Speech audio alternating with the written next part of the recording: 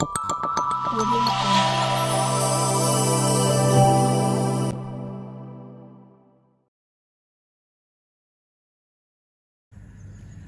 నమస్తే.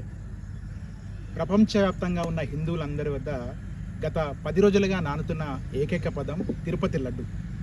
కులం, మతం, భాష, ప్రాంతం ఎటువంటి భేదం లేకుండా ప్రపంచవ్యాప్తంగా ఉన్న హిందూ ధర్మం పాటించే ప్రతి వ్యక్తి వద్ద ఈ తిరుపతి లడ్డు పై నెలకొన్న వివాదం తీవ్ర చర్చనీయాంశంగా మారుతూ ఉంది. అదేంటయ్యా అంటే, తిరుపతి లడ్డు మనం తిరుమలకి వెళ్ళి వెంకటేశ్వర స్వామి దర్శనం చేసుకోవడం ఎంత సౌభాగ్యంగా భావిస్తామో, ఆయన దర్శనం తర్వాత ప్రసాదంగా లభించే లడ్డూను స్వీకరించడం కూడా అంతే పవిత్రంగా భావిస్తూ ఉంటాం. ఆ లడ్డు కోసం దర్శనానికి ఎంతైతే క్యూ లైన్లో ఉంటామో, ఆ లడ్డు కోసం కూడా అట్లా క్యూ లైన్లో ఉండి దాన్ని పవిత్రంగా స్వీకరించి దాన్ని ఇంటికి తీసుకొచ్చుకొని పూజ చేసుకొని ఆ తర్వాత మనం తింటాం, మన చుట్టుపక్కల వాళ్ళకి పంచడానికి కూడా ఒక సద్భాగ్యంగా భావిస్తూ ఉంటాం. ఆధ్యాత్మికత ఉన్న తిరుపతి లడ్డూపై నెలకొన్న వివాదం మాత్రం ఇప్పుడు కోట్లాది మంది హిందువుల మనోభావాలను అతలాకుతలం చేస్తూ ఉంది. ఏంటయ్యా అంటే, తిరుపతి లడ్డు తయారీలో వాడుతున్న నెయ్యిలో కల్తీ జరుగుతూ ఉంది. జంతువుల కొవ్వుతో కూడిన నెయ్యిని తిరుపతి లడ్డులో వినియోగిస్తున్నారు.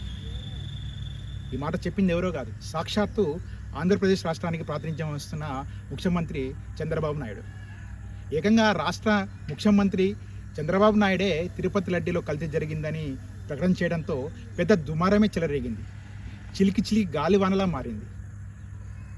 ఇది ఆంధ్ర, తెలంగాణకే కాదు, ప్రపంచంలో ఉన్న ప్రతి హిందూకు కూడా గుండెని గాయం చేసింది. ఎందుకంటే తిరుపతికి వెళ్ళడం ఎంత ప్రాముఖ్యంగా భావిస్తామో, ఆ లడ్డుని ప్రసాదంగా తీసుకోవడం కూడా అంత ప్రాముఖ్యంగా భావిస్తాం. అటువంటి లడ్డూలో జంతువుల కొవ్వుతో కలిపి తయారీ జరిగింది అంటూ, అది కూడా జగన్ ప్రభుత్వంలో జరిగిందంటూ, తన వద్ద ఆధారాలు ఉన్నాయంటూ ఏపీ సీఎం చంద్రబాబు చేసిన ప్రకటన మాత్రం దుమారం కాదు, మనోభావాలను దెబ్బతీసింది. ఈ వ్యవహారంపై ప్రపంచవ్యాప్తంగా వివిధ వర్గాల నుంచి విపరీతమైన స్పందన వచ్చింది. అసలు ఏంటి, ఎలా జరిగింది, ఇది నిజమేనా, జరిగితే ఈ జరిగిన వారిపై కఠిన చర్యలు తీసుకోవాలంటూ జగన్ అండ్ కోపైపై తీవ్రమైన విమర్శల దుమారం చెలరేగింది.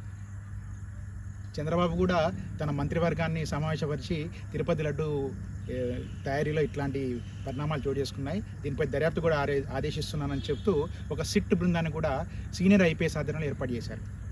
ఆ బృందం కూడా దర్యాప్తును ప్రారంభించిన ప్రక్రియ కూడా మనం చూస్తున్నాం.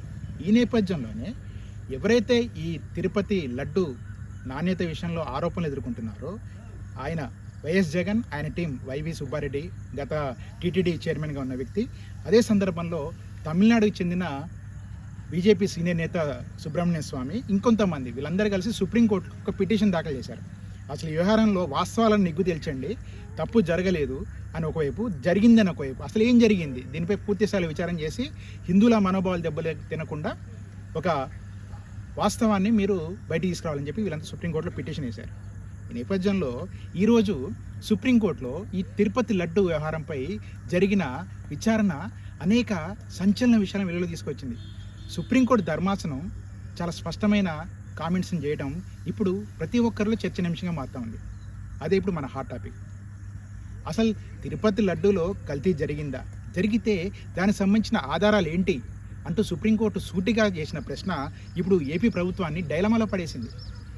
నిన్నటి వరకు తిరుపతి లడ్డు వ్యవహారాన్ని ముందుండి నడిపించిన ఏపీ సీఎం చంద్రబాబుకు ఇప్పుడు జవాబు లేని $1 మిలియన్ ప్రశ్నగా మారుతూ ఉంది. హిందువుల మనోభావాలను గౌరవిస్తూ ఒకవైపు ఏపీ ముఖ్యమంత్రి చంద్రబాబు, మరొకవైపు డిప్యూటీ సీఎం పవన్ కళ్యాణ్ ఈ వ్యవహారాన్ని ఒక ఉధృత స్థాయిలో తీసుకొచ్చి ఒక ఉద్యమంలా తీసుకొచ్చిన నేపథ్యంలో తాజాగా సుప్రీంకోర్టు చేసిన కామెంట్స్ మాత్రం అందరినీ ఆలోచన పడేస్తున్నాయి.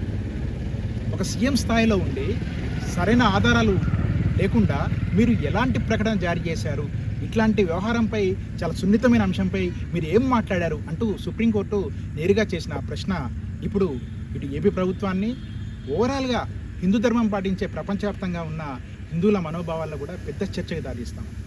ఒకసారి సుప్రీంకోర్టు ఏం చెప్పిందో మనం చూద్దాం.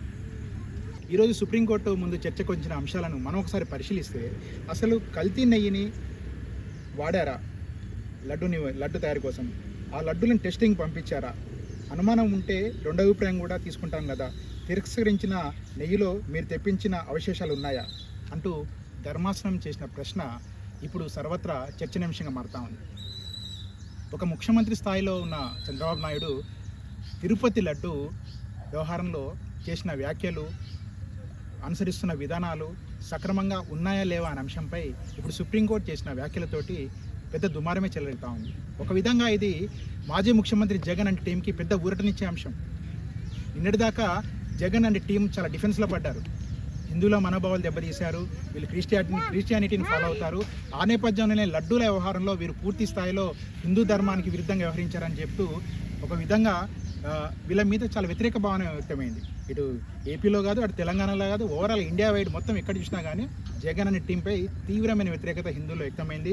జగన్కి వ్యతిరేకంగా ఆందోళనలు, నిరసనలు, ఉద్యమాలు కూడా పెరుగుతున్న పరిస్థితి ఉంది. ఇటువంటి నేపథ్యంలో తాజాగా సుప్రీంకోర్టు చేసిన వ్యాఖ్యలు మాత్రం ఇప్పుడు జగన్ అండ్ కోకు మాత్రం ఊరటనిచ్చే అంశాలుగా కనిపిస్తూ ఉన్నాయి. ఎందుకంటే సుప్రీంకోర్టు చాలా స్పష్టంగా చెప్పింది, మీరు చేసిన కామెంట్స్కున్న ఆధారాలు ఏంటి, ఈ ఆధారాలను మీరు సుప్రీంకోర్టుకి సమర్పించండి.